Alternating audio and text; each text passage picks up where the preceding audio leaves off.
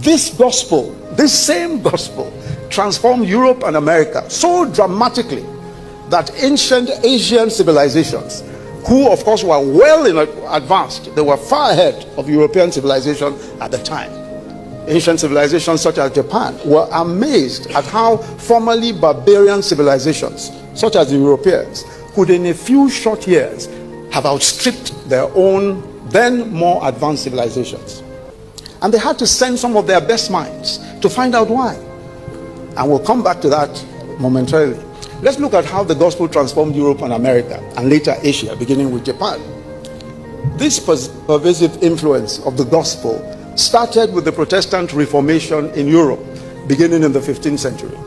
But it was the Puritans, and when I say the Puritans, I refer to a group of people who are described sometimes as the inheritors of the Reformation, whose teaching in Britain and later in Europe and then in America with the Pilgrim Fathers, inspired predominantly by the teachings of John Calvin, who was talking of the authority of Scripture, of disciplined Christian life, and the strong moral duty of the church in reforming society that was largely responsible for the transformation of the institutions of democracy as well as the institutions of the marketplace.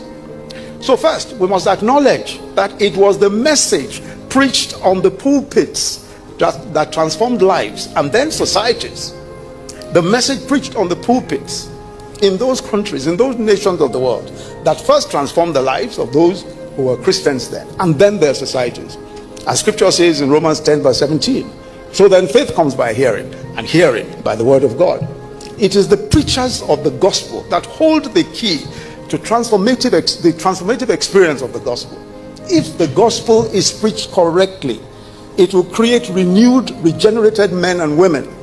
And what is preached can be so powerful. Whatever is preached, whether it is good or bad, can be so powerful that the Bible warns, take heed what you hear. Mark 4 verse 24. Because what you hear determines how you think and who you become. Scripture says, as a man thinketh, so he is. Proverbs 23 verse 7. What did the preachers of that era preach? What were they preaching?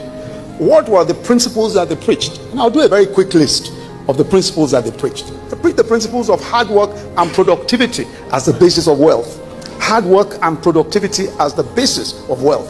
Education, taking care of the poor and vulnerable. High moral values, including integrity, trustworthiness, respect for credit and obligation, etc.